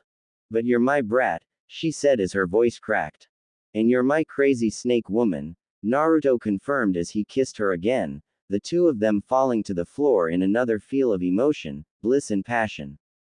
5 hours later, Naruto, fully dressed for the mission to Suna then Spring Country, left a note by Anko's head on the bed as she slept peacefully. Maybe it was wrong for them to be doing what they did and not be married, as that was what Naruto always believed would be when he would want to start to have family, but he had no doubt now that despite what people thought, Anko would be a great mother for the child to come. Leaving a kiss on her forehead, Naruto made his way down the stairs, to where Shien was awaiting him. Naruto inwardly cringed. After a few weeks of having Shien and Anko argue between one another, Naruto finally sat Shien down and explained to her some very key things that could not continue. As such, Shien slowly began to sort out her differences, and her and Anko actually became good friends despite the jealousy Shien felt seeing Anko hug up on Naruto so freely. But that was not to say Shien didn't get her own time to spend with Naruto. Naruto would take her all over Konoha, to the parks and even the playgrounds sometimes to talk and just enjoy being in the company of one another. But she would not be giving up in her pursuit of Naruto's heart. Pregnant Anko or not, stopping in front of the girl, Naruto looked at her seriously. Please take care of her, Shien, as taking care of her would be the same as taking care of me, said Naruto with determination and trust lacing his words. Shien would have been heartbroken to hear how Naruto addressed Anko, but she was way too adamant and in love with Naruto to let his words mean that it was over in the race for his heart. Slowly wrapping her arms around his neck and kissing him softly, Shien let go and whispered her reply. I will, Naruto-kun, and when you come back, you can let me physically take care of you, she said, which would have sounded seductive to any man, but after getting to know Shien, Naruto knew she meant everything but that. I'll be back soon, Naruto said with finality. I'll be waiting. Naruto grinned a smile that made her heart beat faster before pecking her on the cheek and disappearing in a yellow flash. Shien held her heart to her chest as she sighed in bliss. I'll never give up, Naruto. You are the only one for me, Shien said to herself.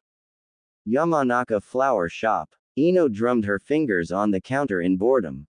Ever since that day with Naruto, she had nothing but him on her mind. Everything reminded her of him. The flowers in the shop, the blue sky, laughing kids, Naruto passing by on his way to the Konoha Gate, the fourth Hokage Santa. Naruto. Ino rushed outside in a pale blonde blur and flashed in front of him, halting his movements. Naruto smiled as he put his hand behind his back. Hey Ino-chan, long time no see. How have you been? Ino smirked. I've been bored. It hasn't been much fun doing missions then nothing. I see you're going on a mission, and how long will you be away? Asked Ino, trying to see if she can get an estimated time so she can try and get him to hang out with her again. Naruto put his hands behind his head and looked to the sky to try and guess how long he would be out. Well, depending on how long this will take, probably a week and a half.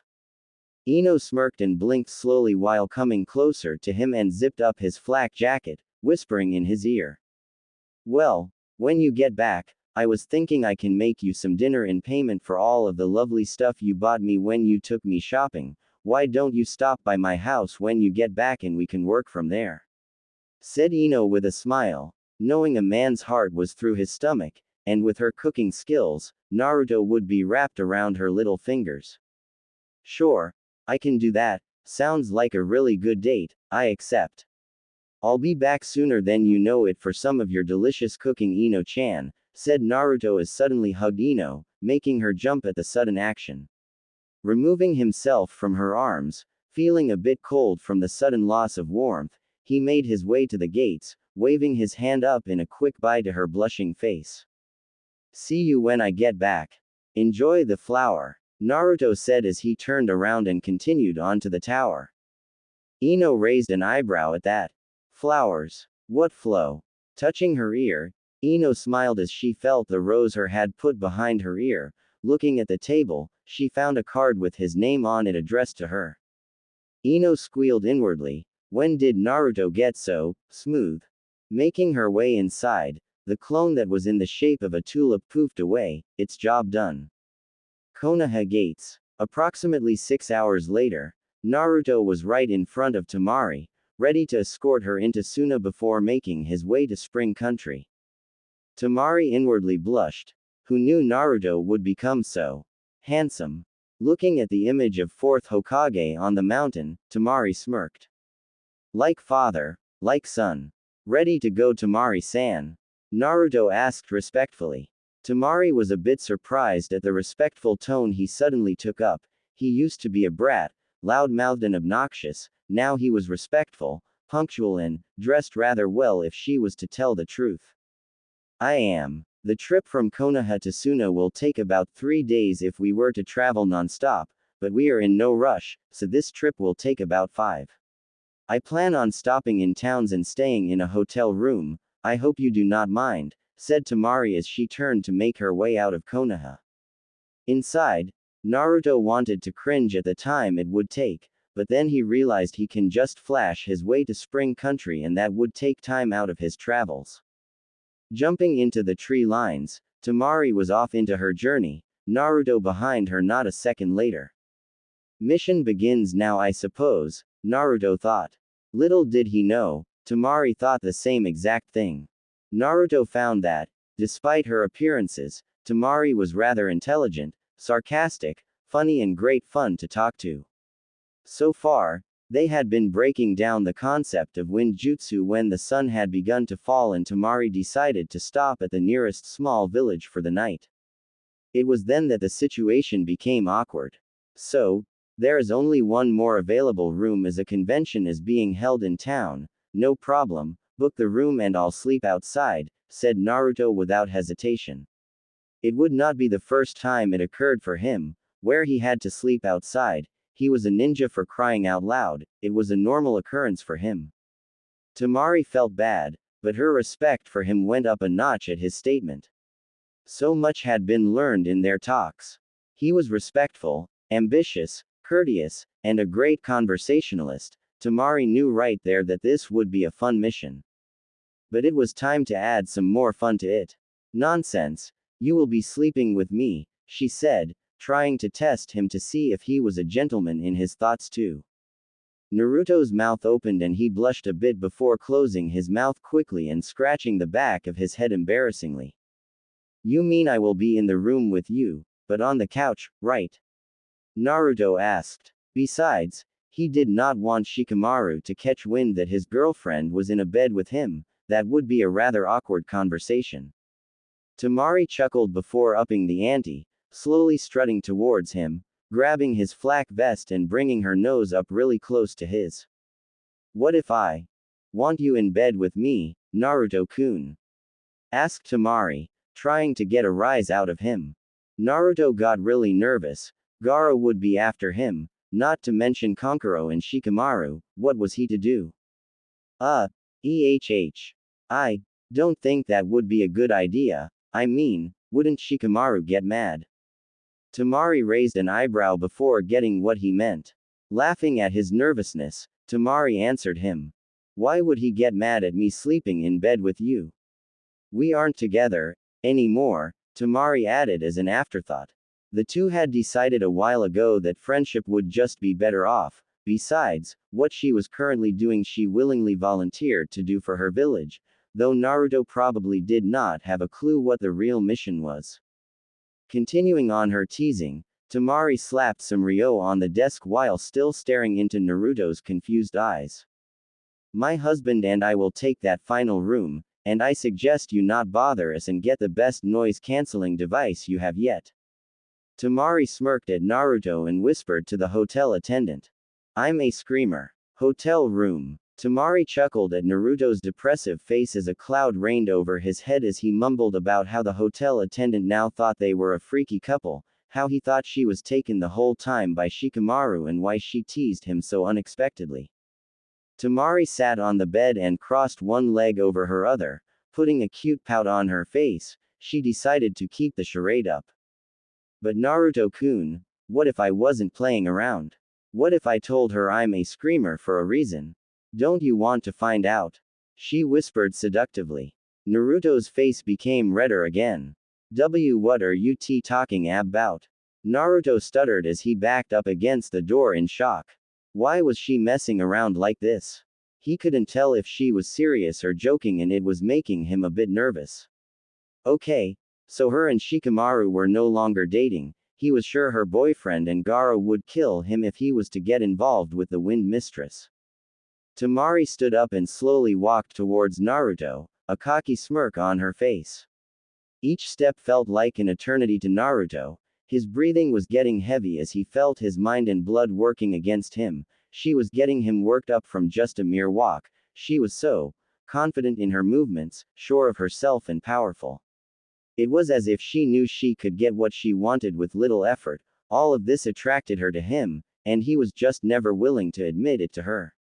He kind of harbored a crush on her. He would ultimately be lying if he was to say he no longer had one on her. But seeing her like this, and being around her for longer than he ever had been before, the feeling was intensifying. Tamari stopped in front of him before slowly moving her right hand. Naruto closed his eyes and waited for whatever she was about to do to him. The door knob turned. Well, what are we waiting for, Naruto? Let's go get something to eat.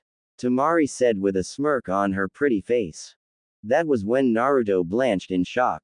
She just pranked him. Naruto slowly fell to the floor with his back against the door. Closing his eyes, he tried to drown out her loud cocky laughs and figure out how he got into this situation.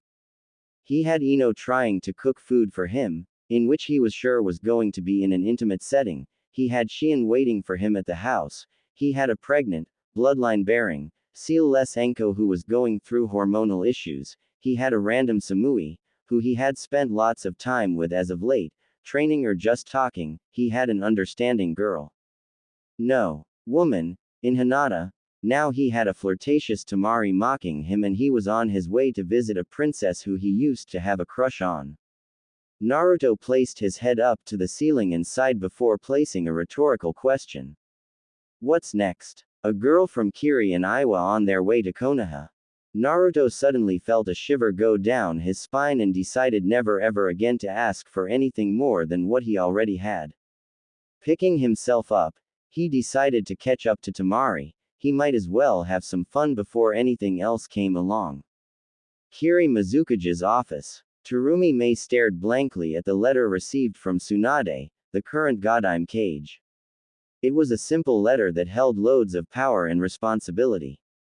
She was to find a suitable wife for a clan head from Konoha in order to complete the alliance, or find a clan head to offer in return. Simple enough.